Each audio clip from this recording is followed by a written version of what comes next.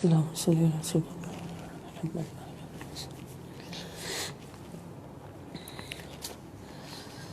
اعوذ باللہ من الشیطان الرجیم. بسم اللہ الرحمن الرحیم. الہدایہ قرآن کلاس میں سب کو خوش آمدید. بحمد اللہ تعالی آج ہم بطفیل حبیب خدا محمد مصطفیٰ صلی اللہ تعالیٰ علیہ وآلہ وسلم اس ماہ مبارک کے آغاز میں اللہ رب العزت کی بارگاہ اقدس سے برکتیں سمیٹنے کے لیے حاضر ہیں کہ جس میں عاشقان پاک تینت حضرت سیدنا ابراہیم خلیل اللہ علیہ الصلاۃ والسلام اور حضرت سیدنا اسماعیل ذبیح اللہ علیہ الصلاۃ والسلام اور حضرت سیدتنا حاجرہ ولیۃ اللہ علیہ الصلاۃ والسلام کے سفر عشق حقیقی کی کٹھن منزلیں طے کرنے کے بعد محبوب حقیقی کی بارگاہ اقدس سے انعامات کی بارشوں کے ذکر کو ہر سال پوری کائنات کے سامنے تازہ کیا جاتا ہے، یاد کیا جاتا ہے، دکھایا جاتا ہے، بتایا جاتا ہے کہ ایک عاشق حقیقی جب اپنے محبوب حقیقی کی رضا کے لیے محبوب کی طرف سے آنے والی ہر آزمائش پر اپنے آپ کو قربان کر دیتا ہے، ہر آزمائش پر پورا اترتا ہے، جب اس کا محبوب اس کو اپنی رضا کے لیے آزمائش میں ڈالتا ہے تو محبوب کی رضا کے لیے وہ محبوب کی ذات میں فنا ہو جاتا ہے اور ہر آزمائش میں پورا اترتا ہے. تو پھر محبوب حقیقی اپنے کلام میں قرآن مجید میں اعلان فرماتا ہے کہ وَإِذِ ابْتَلَىٰ إِبْرَاهِيمَ رَبُّهُ بِكَلِمَاتٍ فَأَتَمَّهُنَّ قَالَ إِنِّي جَاعِلُكَ لِلنَّاسِ إِمَامًا. اور پھر اس خوشخبری کو قیامت تک کے لیے نافذ کر دیا جاتا ہے، إِنِّي جَاعِلُكَ لِلنَّاسِ إِمَامًا، کہ جب بھی ابراہیم جیسے عاشق کو محبوب حقیقی نے آزمائش میں ڈالا، پیدا ہونے سے لے کے آخر عمر تک آزمائشوں میں محبوب ڈالتا گیا اور وہ عاشق اپنے آپ کو حاضر کرتا گیا، کامیاب ہوتا گیا. اذ ابتلیٰ ابراہیم ربہ بکلمات فاتمہن، کہ جب بھی آزمائش میں ڈالا ہر آزمائش پر وہ محبوب وہ عاشق پورا اترا. تو پھر محبوب حقیقی نے خوشخبری سنائی کہ انی جاعلک للناس اماما، کہ اے میرے خلیل، اے میرے ابراہیم، میں تجھے تمام انسانوں کا امام بنا رہا ہوں. قیامت تک آنے والے مسلمانوں کو تیرے ہی سنتیں، تیرے ہی اعمال اور تیرے ہی وہ عمل جو میری محبت میں ہوئے ہیں اور میری رضا کے لیے ہوئے ہیں، ان کو میں شریعت بنا کر عطا کرتا ہوں. اور الحمدللہ الکریم آج ہمارے پاس جو شریعت ہے یہ شریعت ابراہیمی ہے، جو محمد رسول اللہ صلی اللہ تعالیٰ علیہ وآلہ وسلم کے وسیلہ جلیلہ سے حضور کی امت کو ملی ہے. تو یہ انعام ایک عاشق کو ملتا ہے. اور پھر ایک عاشق کو جب محبوب حقیقی کی بارگاہ سے اپنے آپ کو قربانی کے لیے پیش کرنے کا حکم آتا ہے تو وہ خود کو قربان کرنے کا حکم سن کر خوشی سے جھوم اٹھتا ہے اور عرض کرتا ہے سر جھکا کے کہ یا ابت افعل ما تؤمر ستجدنی ان شاء اللہ من الصابرین، کہ اے میرے بابا، اللہ رب العزت نے خواب کے اندر جو آپ کو حکم دیا ہے تو میں جانتا ہوں، نبی کا بیٹا ہوں، جانتا ہوں کہ نبی کا خواب سچا ہوتا ہے، تو آپ اس حکم کو پورا فرمائیے مجھے قربان کیجیے اللہ کی راہ میں، انشاءاللہ الکریم آپ مجھے صبر کرنے والا پائیں گے۔ اب ایک عاشق بڑھاپے کی اولاد کو، حسین و جمیل اور محبوب بیٹے کو محبوب حقیقی کے حکم پر قربان کرنے کے لیے تیار کھڑا ہے، اور دوسرا عاشق قربان ہونے کے لیے تیار ہے۔ ادھر محبوب حقیقی اس نظارے کو دیکھ رہا ہے، اور پھر جب ایک عاشق بیٹے کو قربانی کے لیے حاضر کر دیتا ہے اور دوسرا عاشق قربان ہونے کے لیے لیٹ جاتا ہے، گلے پر چھری پھیری جاتی ہے، مگر اللہ رب العزت اس بیٹے کی جگہ اس بیٹے کی قربانی قبول فرماتے ہوئے، قربانی بیٹے کی قبول فرماتے ہوئے اس بیٹے کی جگہ جنت سے مینڈا بھیج دیتا ہے اور فرماتا ہے کہ اسماعیل میرے عاشق، تو بھی عشق کی آزمائش میں کامیاب ہو گیا، عشق کے امتحان میں کامیاب ہو گیا، اور اے میرے ابراہیم خلیل تو بھی عشق کے امتحان میں کامیاب ہو گیا۔ اب تیرا رب تیرے اس عمل کو، تم دونوں کے اس عمل کو قیامت تک آنے والے مسلمانوں کے لیے حج کا رکن بنائے گا۔ اور قربانی حضرت ابراہیم علیہ السلام کی قربانی کو اللہ پاک نے مینڈا ذبح کروا کے، بیٹا کیوں نہیں ذبح کروایا؟ بیٹا بھی ذبح کروایا جا سکتا تھا، مگر پھر اس کو عام مسلمانوں کے لیے سنت بنانا مشکل ہو جاتا، کہ ہر مسلمان یا ہر عاشق کو اس درجے کا نہیں ہوتا، ہر عاشق اس مقام پر نہیں ہوتا کہ اپنی محبوب اولاد کو قربان کر سکے۔ عاشقوں کے بھی درجے ہوتے ہیں۔ یہ عاشق ایسا تھا کہ بیٹا قربان کر سکتا تھا، اور وہ عاشق ایسا تھا کہ قربان کیا جا سکتا تھا، مگر اللہ رب العزت نے قربانی بیٹے کی قبول فرمائی، مگر اس بیٹے کی جگہ مینڈا جنت سے بھیجا، تاکہ ان عاشقوں کی سنت کو حج کا رکن بنایا جا سکے، اللہ کی عظیم ترین عبادت کا رکن بنایا جا سکے۔ آج ہم دیکھتے ہیں کہ ہزاروں سال گزر گئے اس عمل کو، ابراہیم علیہ السلام کی سنت کو، اسماعیل علیہ السلام کی سنت کو ہزاروں سال گزر گئے، اور آج تک وہ سنت حج کا رکن ہے۔ صرف حج کا ہی رکن نہیں، بلکہ ہر صاحب استطاعت مسلمان پر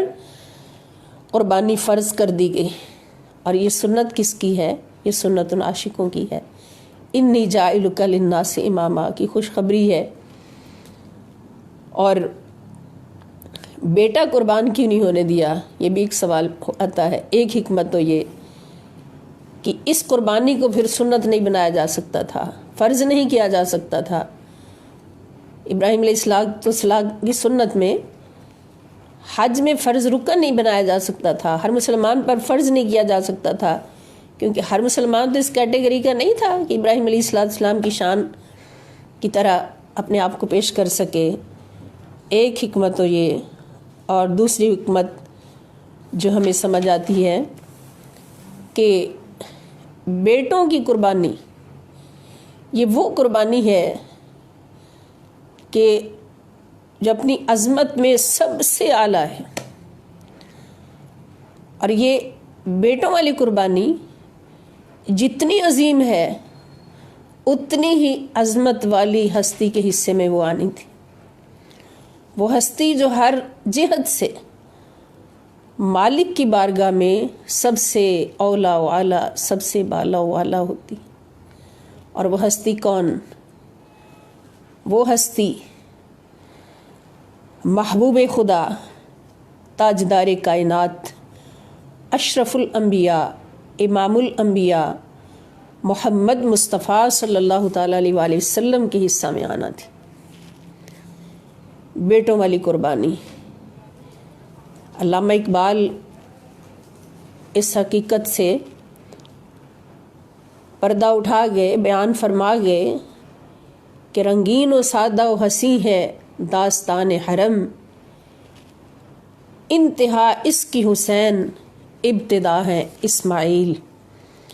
یہ تو عشق کی ابتدا دکھائی اللہ رب العزت نے۔ ماہ ذی الحج میں عشق کی ابتدا دکھائی کہ دیکھو میرے عاشق یہ ہیں، لیکن یاد رکھو مومنو یہ عشق کی ابتدا ہے، اور انتہا کہاں پہ ہوگی؟ انتہا وہاں ہوگی عشق کی اس ہستی پر ہوگی جو سب سے بالا و اعلیٰ ہے، جو سب سے اولا و اعلیٰ ہے، اور وہ کون ہے؟ سب سے اولا و اعلیٰ ہمارا نبی، سب سے بالا و اعلیٰ ہمارا نبی۔ اور اس قربانی کے لیے اللہ پاک نے جس کو چنا وہ کون ہے؟ وہ سیدنا حسین ابن علی رضی اللہ تعالی عنہ، جس کی ماں سیدہ کائنات سلام اللہ تعالی علیہا، جس کا بابا سیدنا علی شیر خدا کرم اللہ وجہہ الکریم، کہ ان دونوں ہستیوں کے ملاپ سے جس بیٹے نے پیدا ہونا تھا وہ بیٹا سب سے بڑی قربانی کے لیے اللہ پاک نے چن رکھا تھا، ان دونوں ہستیوں کے ملاپ سے۔ اور یہ دونوں ہستیاں کون ہیں؟ سیدہ کائنات سلام اللہ تعالی علیہا، آقا دو جہاں محمد مصطفیٰ صلی اللہ تعالی علیہ وآلہ وسلم فرماتے ہیں کہ فاطمہ تو بضعۃ منی، کہ فاطمہ میرے جسم کا ٹکڑا ہے۔ اللہ لا شریک ہے تو اللہ کا محبوب لا شریک، اس لا شریک کے جسم کا ٹکڑا سیدہ فاطمہ الزہرا سلام اللہ تعالی علیہا، وہ بھی لا شریک۔ تو عشق میں انتہا بھی انہی ہستیوں پر ہوتی ہے، عشق کی انتہا بھی انہی ہستیوں پر ہے کہ سیدہ فاطمہ الزہرا سلام اللہ تعالی علیہا حضور کے جسم کا ٹکڑا ہیں، اور حضرت علی رضی اللہ تعالیٰ عنہ کے بارے میں حضور فرماتے ہیں کہ علی مجھے سب سے زیادہ عزیز ہے، ساری کائنات سے زیادہ عزیز ہے، سارے رشتوں سے زیادہ عزیز مجھے علی ہیں، اور میری محبوبہ سب سے زیادہ وہ میری فاطمہ ہے، میرے جسم کا ٹکڑا ہے۔ ان دونوں ہستیوں کے ملاپ سے جو بیٹا پیدا ہونا تھا، اس بیٹے کی قربانی کو اللہ پاک نے سب سے اولا و اعلیٰ رکھا۔ اور آج کے دن ایک اور بہت بڑی نسبت جو اس رشتے سے ریلیٹ ہے کہ یکم ذی الحج کا دن تھا، حضور علیہ الصلوۃ والسلام مسجد نبوی شریف میں تشریف فرما ہے،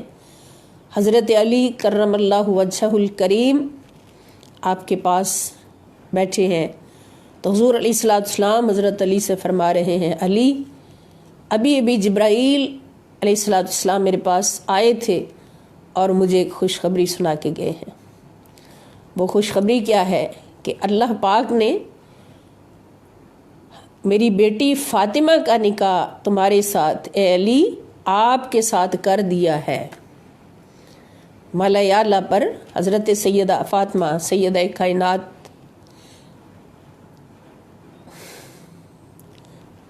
سلام اللہ علیہا کا نکاح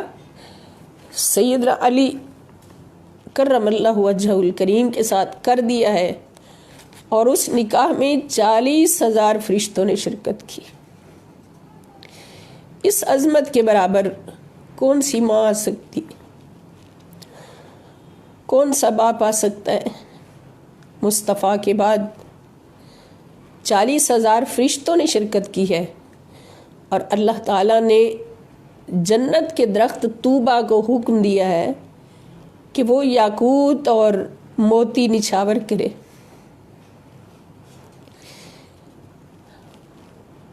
ساری کائنات کی عظمتیں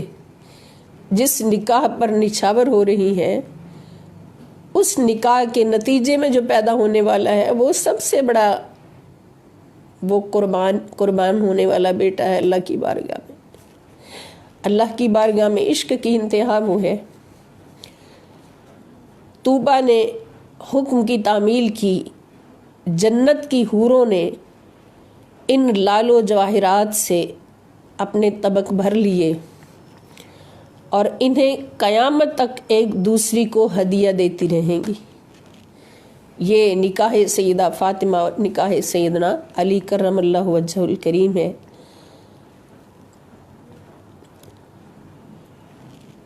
یعنی یہ کس چیز کی خوشی منائی جا رہی ہے؟ یہ سیدہ کائنات سلام اللہ تعالیٰ علیہ اور سیدنا علی کرم اللہ وجہہ الکریم کے نکاح کی خوشی اللہ رب العزت منا رہے ہیں، فرشتے منا رہے ہیں، جنت کی حوریں منا رہی ہیں، اس لیے کہ یہ کوئی عام جوڑا نہیں ہے، یہ وہ جوڑا ہے جس سے وہ بیٹا پیدا ہونے والا ہے جس نے عشق کی انتہا دکھانی ہے، کہ رنگین و سادہ و حسین ہے داستان حرم، انتہا اس کی حسین، ابتدا ہے اسماعیل۔ اور اس ماہ مبارک میں اللہ پاک نے اپنے عاشقوں کی قربانیوں اور ان قربانیوں پر عطا ہونے والے انعامات کو رکھا ہے، ان انعامات کی یاد تازہ کی جاتی ہے، ہر سال تازہ ہوتی ہے، حج کی صورت میں ہوتی ہے، قربانیوں کی صورت میں ہوتی ہے، طواف کعبہ کی صورت میں ہوتی ہے، اور قیامت تک ہوتی رہے گی۔ تو اسی ماہ مبارک کی آج کی تاریخ میں اللہ پاک نے عشق کی انتہا کو پہنچنے والے عاشقوں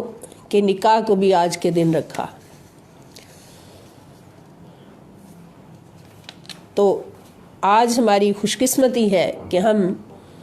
امت مصطفیٰ صلی اللہ تعالی علیہ وآلہ وسلم میں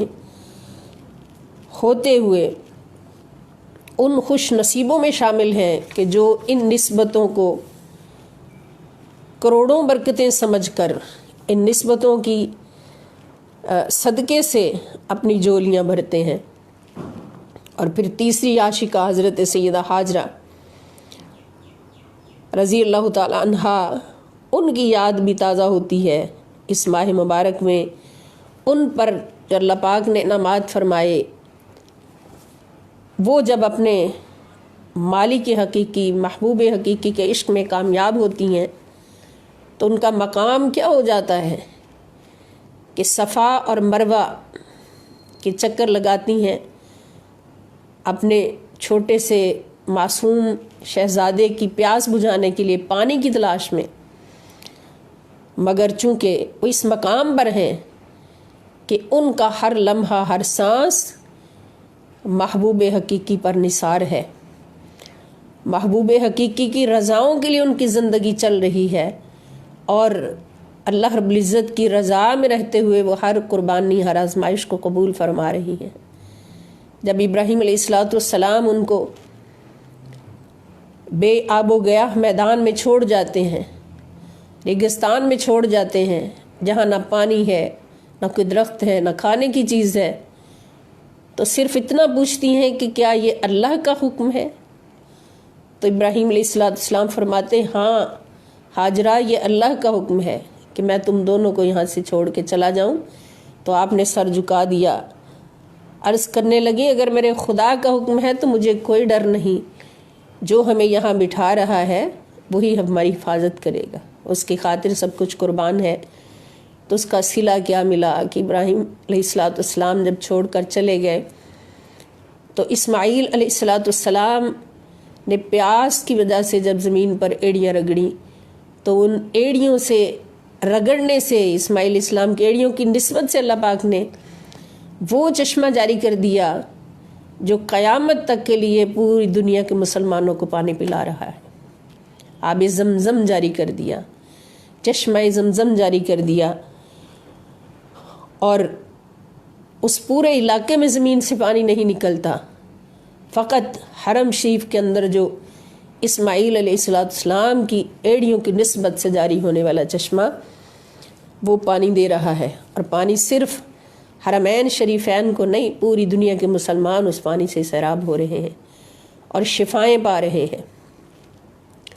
یہ انعام ہے اللہ رب العزت کا سیدہ ہاجرہ کے لیے، ان کے فرزند کے لیے، اور پھر اللہ کی محبت میں ہر سانس لینے والی اللہ کی مخلص بندی، مخلص ولیہ، جنہوں نے اللہ کی رضا کے لیے خود کو قربان کر دیا، کبھی زبان پر شکوہ تک نہیں آیا، تو پھر جب وہ صفا مروہ پر بیٹے کے لیے پانی تلاش کرنے کے لیے 7 چکر لگاتی ہیں تو اللہ رب العزت فرماتے ہیں کہ اے میری ہاجرہ، تو نے میری محبت پر پورا اترنے کا حق ادا کر دیا، اور جو مجھ سے محبت کرتا ہے اس کو کبھی میں گمنام نہیں چھوڑتا۔ آ میری ہاجرہ اپنا مقام دیکھ کہ تو نے تو 7 چکر اپنے بیٹے کے لیے پانی کی تلاش میں لگائے ہیں، مگر میں قیامت تک آنے والے مسلمانوں پر، حاجیوں پر، حج کرنے والوں پر، عمرہ کرنے والوں پر تیرے ان 7 چکروں کو فرض کرتا ہوں، اور حج کا بھی رکن بناتا ہوں، عمرے کا بھی رکن بناتا ہوں۔ اور سیدہ حاجرہ سلام اللہ تعالیٰ علیہا کے ان 7 چکروں کو صفا سے مروہ، مروہ سے صفا، ان 7 چکروں کو حج اور عمرے کا رکن بنا دیا۔ اور پھر وہ پہاڑ پتھر جن پر سیدہ حاجرہ سلام اللہ تعالیٰ علیہا نے قدم لگا دیے، ان قدموں کی نسبت سے ان پتھروں کو، پہلے وہ پتھر عام تھے، اب خاص بنا کے اللہ پاک نے فرما دیا، قرآن میں لکھ دی ان کی عظمت کہ ان الصفا والمروہ من شعائر اللہ، کہ بے شک صفا اور مروہ اللہ کی نشانیاں بن گئے۔ مولا یہ پتھر ہو کر تیری نشانیاں کیسے بن گئے؟ یہاں تو ایسے لوگ بھی ہیں جو تیری راہ میں قربان ہونے والوں کو بھی تیری نشانیاں ماننے کے لیے تیار نہیں ہیں۔ یہ پتھر ہو کر تیری نشانیاں کیسے بن گئے؟ تو اللہ رب العزت نے فرمایا اس لیے کہ ان پتھروں کو میری ہاجرہ کے قدموں سے نسبت ہو گئی، اور کوئی وجہ نظر نہیں آتی۔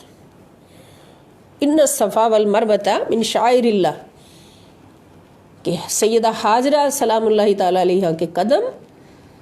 صفا پر بھی لگے، مروہ پر بھی لگے تو اللہ کی نشانیاں بن گئے۔ تو پیارے ساتھیوں، یہاں پر ایک لمحے کے لیے رک کے سوچ لیجئے۔ میں خدا کی قسم کھا کے کہتی ہوں کہ اللہ پاک نے جتنی اپنی عظمتیں، جتنی نشانیاں دکھائی ہیں، مکہ میں ہوں، مدینہ میں ہوں، وہ ساری کی ساری عظمتیں راستہ ہیں، اور منزل ہے عظمت مصطفیٰ صلی اللہ تعالیٰ علیہ وآلہ وسلم۔ یہ سارے راستے اللہ پاک نے ہمیں دیے کہ ان راستوں پر چلتے ہوئے ذرا آگے چلتے جائیں تو دیکھو منزل کون سی ملتی ہے، کہ اگر جن پتھروں پر حاجرہ رضی اللہ تعالیٰ عنہا کے قدم لگ جاتے ہیں وہ اللہ کی نشانیاں بن جاتے ہیں، تو پھر جن پتھروں پر یا جس سرزمین پر خاتم الانبیاء، اشرف الانبیاء محمد مصطفیٰ صلی اللہ تعالی وسلم کے قدم لگ جائیں، حضور کے قدم مبارک سے جن پتھروں کو یا جن گلیوں کو نسبت ہو جائے تو خدا کی قسم وہ عظمت میں سب سے اولا و اعلیٰ ہے۔ پھر مکہ افضل ہوا یا مدینہ افضل ہوا؟ اعلیٰ حضرت نے ایسے نہیں فرما دیا تھا حج پورا کرنے کے بعد کہ حاجیوں آؤ شہنشاہ کا روضہ دیکھو۔ جب مدینے کی طرف رخ کیا، مدینہ پہنچے تو کیا کہا کہ حاجیوں آؤ شہنشاہ کا روضہ دیکھو، کعبہ تو دیکھ لیا، اب کعبے کا کعبہ دیکھو۔ کہ جتنی مکہ میں عظمتیں ہیں، صفا مروہ ہے، حجر اسود ہے، مقام ابراہیم ہے، خانہ کعبہ ہے، منا ہے، مزدلفہ ہے، عرفات ہے، ہر نشانی ہمیں ایک راستے کے طور پہ اللہ پاک نے عطا فرمائی، اور یہ راستہ جاتا کہاں ہے؟ یہ راستہ سیدھا مدینے کو جاتا ہے، مدینے والے کی عظمتوں کو جاتا ہے۔ کہ مقام ابراہیم وہ پتھر ہے جس پر حضرت ابراہیم علیہ السلام کے قدمین شریفین کا نشان ہے، اور اللہ پاک نے وہ قدمین شریفین کے نشان کو کس طرح سے محفوظ کروایا کہ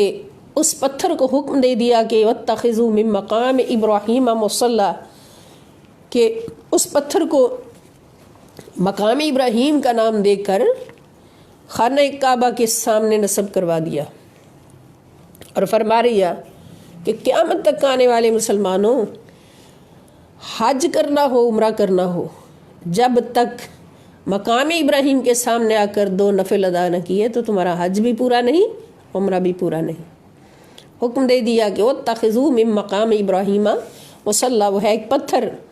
اس پتھر کو یہ عظمت عطا فرما دی کہ اس کو قیامت تک آنے والے مسلمانوں کا، حاجیوں کا، زائرین کا مصلی بنا دیا۔ اور جب تک ہم طواف کرنے کے بعد، پورا طواف مکمل کرنے کے بعد مقام ابراہیم کے سامنے 2 نفل ادا نہ کریں تو ہمارا طواف ہی قبول نہیں ہے، مکمل نہیں ہے۔ اب یہاں پر کھڑے ہو کر مقام ابراہیم پر جب ہماری حاضری ہوتی ہے تو ہمارے ذہن میں یہ سوال آتا ہے کہ مولا یہ پتھر اتنا عظیم کیسے؟ جواب آتا ہے تمہیں نظر نہیں آ رہا اس کے اوپر کچھ نشان ہیں، ان نشانوں کی وجہ سے، اس نسبت کی وجہ سے یہ پتھر عظمت والا ہو گیا۔ اور یہ نشان کیا ہے؟ یہ نشان ابراہیم علیہ السلام کے قدموں کا نشان ہے۔ تو دوستو ذرا سوچ لیجئے کہ وہ پتھر جس پر ابراہیم علیہ السلام کے قدمین شریفین کے نشان ہے وہ اتنی عظمت والا ہے کہ ہمارا حج اس پر نفل پڑھنے سے قبول ہوتا ہے، ہمارا عمرہ اس کے سامنے نفل پڑھنے سے قبول ہوتا ہے، تو پھر اس سرزمین کا مقام کیا ہوگا اور ریاض الجنت شریف کے جگہ کا مقام کیا ہوگا جہاں حضور علیہ السلام کے صرف قدمین شریفین نہیں لگے، خود سرکار دو عالم صلی اللہ تعالی وسلم کا جسم پاک وہاں موجود ہے، حضور خود وہاں موجود ہیں، تو پھر ان جالیوں کا مقام کیا ہوگا، اس گنبد خضراء شریف کا مقام کیا ہوگا، ان سنہری جالیوں کا مقام کیا ہوگا، ان در و دیوار کا مقام کیا ہوگا، اور اس سرزمین کا مقام کیا ہوگا کہ جس پر خود سرکار دو عالم صلی اللہ تعالی وسلم کا وجود باجود موجود ہے۔ اور خدا کی قسم حضور کی قبر انور، حضور کی قبر انور کی مٹی، وہی مٹی حضور کے جسم پاک کو لگی نا، وہ عرش معلیٰ سے بھی افضل ہے، اس لیے کہ اس کائنات میں فرش سے لے کے عرش تک لامکان تک رب تعالیٰ نے کوئی عظمت بھی نبی کریم صلی اللہ تعالیٰ علیہ وآلہ وسلم کی عظمت سے آگے نہیں بنائی۔ سب سے عظیم جسم بھی جسم مصطفیٰ صلی اللہ علیہ وآلہ وسلم، سب سے عظیم قبر بھی قبر مصطفیٰ صلی اللہ علیہ وآلہ وسلم، اور سب سے عظمت والی جگہ بھی حضور علیہ السلام کی قبر انور کی جگہ۔ تو یہ ساری عظمتیں ہمیں کہاں تک پہنچاتی ہیں؟ پھر ان عاشقوں کے سفر کو اور ان عاشقوں کے انعامات کو ہم جب دیکھتے ہیں تو پھر ہمیں ہماری سمجھ کہاں تک پہنچتی؟ کوئی نہیں سمجھ سکتا کہ خدا کی عظمتیں کیا ہیں محمد مصطفیٰ جانے، اور مقام مصطفیٰ کیا ہے محمد کا خدا جانے صلی اللہ علیہ وسلم۔ کوئی نہیں سمجھ سکتا ان عظمتوں کو مگر یہ راستہ سیدھا عظمت مصطفیٰ صلی اللہ تعالیٰ علیہ وآلہ وسلم کی طرف جاتا ہے کہ اگر ان مقامات کی اتنی عظمتیں ہیں، خانہ کعبہ ابراہیم علیہ السلام نے بنایا، اس کے حرم میں ایک نماز پڑھنے سے 1,00,000 نمازوں کا ثواب ملتا ہے، تو جس حرم میں خود حضور موجود ہیں وہاں پر کتنے لاکھ، بلکہ وہاں اللہ پاک نے لاکھوں کی تعداد نہیں رکھی، بے شمار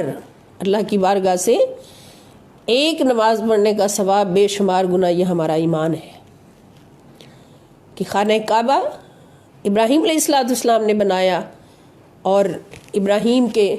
قدموں کی نسبت سے وہ عظمتیں آئیں، اور مسجد نبوی شریف خود سرکار دو عالم صلی اللہ علیہ وآلہ وسلم نے بنائی، اور خود حضور کا وجود پاک وہاں پہ موجود ہے۔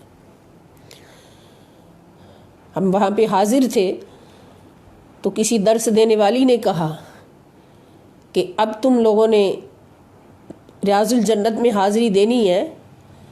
تو وہاں پہ جا کے جالیوں کو برکت کے لیے پکڑنا نہیں ہے، دوپٹے نہیں لگانے، چھومنا نہیں ہے۔ میں نے کہا کیوں نہیں کرنا ایسے؟ تو وہ کہنے لگی کہ اللہ تعالیٰ فرماتے ہیں کہ برکت تو میں دیتا ہوں، تبارک الذی بیدہ الملک وہو علی کل شیء قدیر، آیت پڑھ کے، تو اگر تم نبی سے جا کے برکتیں مانگو گی جالیوں سے تو جاؤ پھر وہیں سے لے لو، میں تمہیں نہیں دوں گا۔ یہ جواب اس کا بیچاری تھی۔ تو میں نے پھر اسے کہا کہ 1 منٹ کے لیے میری بات سنو، کہ جب ہم طواف کرتے ہیں خانہ کعبہ کا، حجر اسود کو چومنے سے برکت ملتی ہے یا نہیں؟ گناہ معاف ہوتے ہیں یا نہیں؟ اس نے کہا ہوتے ہیں۔ مقام ابراہیم کی طرف منہ کر کے نماز پڑھتے ہیں، گناہ معاف ہوتے ہیں یا نہیں؟ کہتی ہوتے ہیں۔ صفا مروہ اللہ کی نشانیاں ہیں، وہاں سے برکت ملتی ہے یا نہیں؟ کہتی ملتی۔ تو میں نے کہا ان پتھروں کو صرف نسبت ہے کسی نہ کسی نبی سے یا ولی سے، وہ اتنی برکتیں دے رہے ہیں، ہمارے گناہ بخشوا رہے ہیں، تو جن جالیوں کے اندر محمد رسول اللہ صلی اللہ تعالیٰ علیہ وآلہ وسلم خود تشریف فرما ہے، اللہ کے محبوب، جن سے بڑی کوئی عظمت ہی نہیں ہے، جن سے بڑی کوئی برکت نہیں، تو وہاں سے ہمیں برکت کیوں نہیں ملتی؟ اب وہ بچی بیچاری، اس نے رٹا لگایا ہوا تھا، جو کچھ وہ بول رہی تھی، اس کو جو کچھ سکھایا گیا تھا وہ بول رہی تھی، اس نے کہا پلیز آپ میرے ساتھ بات نہ کریں، ہماری باجیوں کے پاس آئیں۔ میں نے کہا میں کسی باجی کے پاس نہیں جاتی، ہم خود باجی ہیں، ہمیں سب پتہ ہے۔ وہ بیچاری خاموش ہو گئی، کیونکہ اس کے پاس مزید جواب دینے کا کوئی دلیل ہی نہیں تھی۔ تو ساری عظمتوں کی انتہا کہاں پہ ہے؟ جہاں ساری قربانیوں کی انتہا ہے۔ خانہ کعبہ میں وہ نشانیاں ہیں کہ جہاں قربانیوں کی ابتدا کرنے والے عاشقوں کی نسبتیں موجود ہیں، اور مدینہ پاک میں وہ نشانی ہے کہ جہاں پر ساری قربانیوں کی انتہا ہوتی ہے، ساری قربانیوں کی انتہا ہوتی ہے، ساری عظمتوں کی انتہا ہوتی ہے۔ تو ہر نشانی خانہ کعبہ کے اندر، مکہ مکرمہ کے اندر ہر موجود نشانی جو ہے وہ ہمیں عظمت مصطفیٰ صلی اللہ تعالیٰ علیہ وآلہ وسلم کا پتہ دیتی ہے۔ یہاں پر ایک اور اہم بات عرض کر دوں کہ خانہ کعبہ کی سرزمین پر جب ہم قدم رکھتے ہیں، اترتے ہیں، تو قرآن کریم کی سورہ بلد ہمارے کانوں میں گونجتی ہیں، اس کی آیات۔ ہم سوچتے ہیں کہ ہائے ہمارے جیسے نکمے اور کوجے کچجے گناہگار اس سرزمین پر کھڑے ہیں کہ جس کی اللہ نے قسم کھائی ہے۔ اللہ پاک سورہ بلد کے شروع میں فرماتے ہیں کہ لا اقسم بہذا البلد وانت حل بہذا البلد، کیا میرے حبیب محمد مصطفیٰ صلی اللہ علیہ وسلم، میں اس شہر مکہ کی قسم کھا رہا ہوں، اس لیے کھا رہا ہوں کہ تیرے قدم اس شہر کی زمین پر لگے، تیرے قدم لگے ہیں، انت حل، تو اترنے والا ہے اس سرزمین پر۔ اب حضور علیہ السلام کے قدمین شریفین جب مکہ مکرمہ کی سرزمین پر لگتے ہیں تو اللہ تعالیٰ اس سرزمین کی قسم کھاتا ہے۔ پتہ کیا چلا کہ جس زمین پر حضور کے قدم لگ جاتے ہیں وہ ہر نقص اور عیب سے پاک ہو جاتی ہے، اس لیے اللہ رب العزت جو ہر نقص اور عیب سے پاک ہے اس کی قسم کھاتا ہے۔ اللہ اسی چیز کی قسم کھاتا ہے نا کہ جو پاک ہوتی ہے، ہر نقص سے ہر عیب سے پاک ہوتی ہے۔ تو جب اللہ تعالیٰ مکہ مکرمہ کی سرزمین کی گلیوں کی قسم کھاتا ہے تو یہ گواہی دیتا ہے کہ یہ گلیاں ہر نقص اور عیب سے پاک ہو گئیں۔ اور کب پاک ہوئیں؟ کب میری قسم کے قابل ہوئیں؟ کوئی یہ نہ سمجھ لے کہ جب کعبہ یہاں پہ بنا، کوئی یہ نہ سمجھ لے کہ جب صفا مروہ یہاں پہ بنا، کوئی یہ نہ سمجھ لے کہ جب باقی نشانیاں یہاں پہ آئیں، یا ابراہیم علیہ السلام آئے، یا اسماعیل علیہ السلام آئے، یا کوئی بھی نبی، ہزاروں انبیاء اکرام آئے، مگر کسی کی نسبت سے اللہ پاک نے یہ نہیں فرمایا۔ فرمایا میرے محبوب قیامت تک آنے والے سن لے اور جان لے، قرآن میں لکھتا ہوں کہ مکہ مکرمہ کی سرزمین کو میں نے پاک کیا ہے، ہر نقص سے پاک کیا ہے، اپنی قسم کے ساتھ اس کا یقین دلایا ہے۔ تو کس نسبت کے ساتھ؟ تیرے قدموں کی نسبت کے ساتھ۔ محبوب تیرے قدم، انت حل بہذا البلد، کہ تو اس سرزمین پر اترا ہے، اس لیے میں نے اس کو اپنی قسم کے قابل کر دیا، اس لیے کہ تو عاشق سب سے بڑا ہے، تجھ سے بڑا کوئی عاشق نہیں میری بارگاہ میں، تجھ سے بڑا کوئی بندہ نہیں میری بارگاہ میں، تجھ سے بڑا کوئی عابد نہیں میری بارگاہ میں، تجھ سے بڑا کوئی مخلص نہیں میری بارگاہ میں، اور تجھ سے بڑی کوئی قربانی کرنے والا نہیں میری بارگاہ میں۔ قربانی ابراہیم بھی کرے گا، ابراہیم نے بھی کی ہے قربانی، اسماعیل بھی پیش ہوا ہے قربانی کے لیے، مگر میرے محبوب جو قربانی تیرے حصے میں آئی ہے وہ کسی کی شان نہیں، کسی کی عظمت نہیں، وہ بیٹے کی قربانی ہے، ایک بیٹے کی نہیں، 72 بیٹوں کی قربانی ہے، 72 بیٹوں کی قربانی۔ تو یہاں سے ذرا سوچ لیجئے کہ مکہ مکرمہ کی سرزمین جہاں صرف حضور چلے پھرے ہیں، پیدا ہوئے ہیں، اور اس سرزمین پر حضور نے اپنے قدم مبارک لگائے ہیں، اس کی عظمت ہے تو پھر جہاں پر اللہ تعالیٰ نے حضور کے جسم پاک کو ہمیشہ کے لیے رکھ دیا، اور جنت کا نور کا وہ ٹکڑا جس کو ریاض الجنت کہا جاتا ہے، وہ جہاں پہ نصب کر دیا اور اس کے اندر اپنے محبوب علیہ الصلوۃ والسلام کو قیامت تک کے لیے تشریف فرما دیا، تو پھر اس سرزمین کا مقام کیا ہوگا؟ خدا کی قسم مدینے کی سرزمین سے اعلیٰ کوئی سرزمین نہیں۔ سب سے اعلیٰ سرزمین بھی مدینے کی اور سب سے اعلیٰ شہر بھی مدینہ، مدینۃ النبی صلی اللہ تعالیٰ علیہ وآلہ وسلم۔ تو ہر عظمت ہمیں عظمت مصطفیٰ صلی اللہ تعالیٰ علیہ وآلہ وسلم کا پتہ دیتی ہے۔ تو دوستو، یہ مہینہ، یہ دن، آج کا دن خاص طور پر ہمیں یہ خبر دیتا ہے کہ اس چند روزہ زندگی کو گزارتے ہوئے جو اس زندگی کی حقیقت کو سمجھ جاتے ہیں، محبوب حقیقی کی رضاؤں کو پانے کے قابل ہو جاتے ہیں، اور اس مالک کائنات کے حکم کے آگے اپنا سر جھکانے کے قابل ہو جاتے ہیں، اور اپنی ذات کو اس کی ذات میں فنا کرنے کے قابل ہو جاتے ہیں، تو اللہ رب العزت پھر ان کی عظمتوں کو چھپا نہیں رہنے دیتا، ان کی عظمتوں کو پوری کائنات کے سامنے پیش کرتا ہے، دکھاتا ہے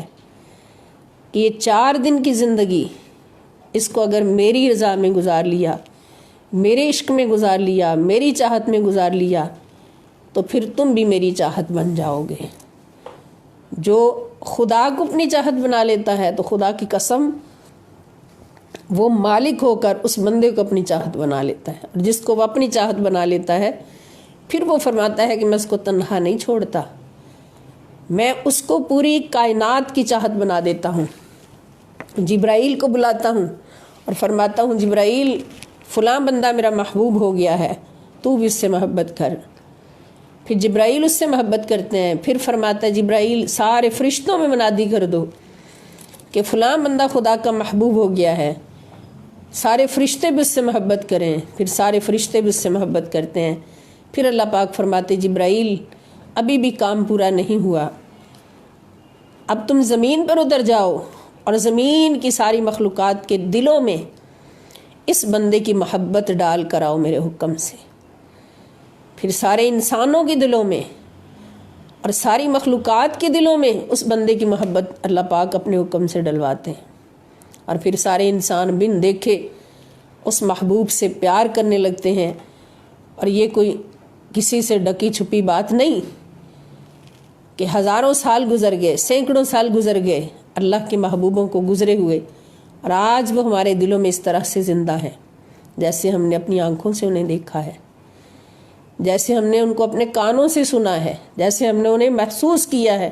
اور پھر ان سے پیار کیا ہے، حالانکہ کسی نے نہیں دیکھا، کسی نے نہیں سنا۔ سیدنا ابراہیم علیہ السلام کو ہم نے نہیں دیکھا، اسماعیل علیہ السلام کو ہم نے نہیں دیکھا، سیدہ ہاجرہ کو ہم نے نہیں دیکھا، مگر ان کی محبت میں ہم قربان ہیں۔ یہ محبت کہاں سے آئی؟ یہ محبت اللہ پاک نے ڈالی۔ سیدنا بلال حبشی کو ہم نے نہیں دیکھا، مگر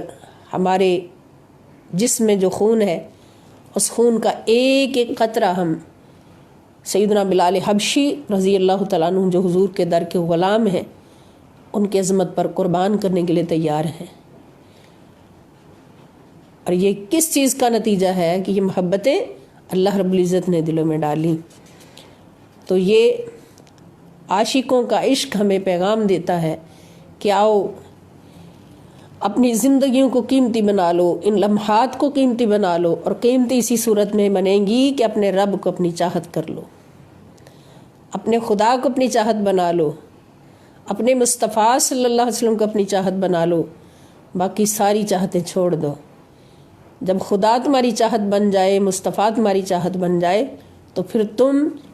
سارے جہان کی چاہت بن جاؤ گے، اللہ اور اس کے رسول صلی اللہ علیہ وسلم کی چاہت بن جاؤ گے۔ تو پیارے دوستو، یہ مہینہ شروع ہوتے ہی اس کی ایک ایک گھڑی کی عبادت اور ذکر، اس کی قیمتیں آسمان تک پہنچ جاتی ہیں۔ جیسے کوئی مہنگائی کا دور آتا ہے تو عام چیزوں کی قیمت بھی بہت بڑھ جاتی ہے. رمضان شریف آتا ہے، ہمارے سامنے مثال ہے کہ مسلم ہوتے ہوئے، مسلمان ملک میں رہتے ہوئے، مسلمان ہوتے ہوئے بھی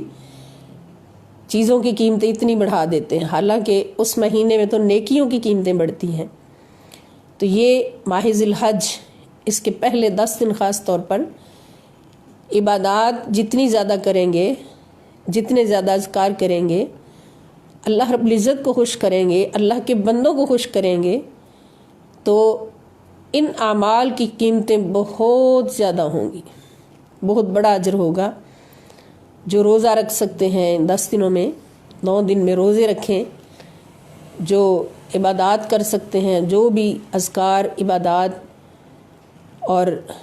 اللہ کے نام کی تسبیحات، حج میں جو کلمات پڑھے جاتے ہیں ان کی تسبیحات، تو انشاءاللہ اس کا اجر بہت بڑا ہمیں ملنے والا ہے. اللہ پاک ہم سب کو توفیق عطا فرمائیں اور اپنے پیاروں کے نقش قدم پر چلتے ہوئے، اپنے عاشقوں کے نقش قدم پر چلتے ہوئے، سیدہ کائنات سلام اللہ تعالی علیہا اور 5 تن پاک کے نقش قدم پر چلتے ہوئے ہمیں زندگیاں گزارنے کی توفیق عطا فرمائیں. وما علی الا البلاغ المبین. والسلام علیکم ورحمۃ اللہ وبرکاتہ، وإلی اللقاء ان شاء اللہ تعالی.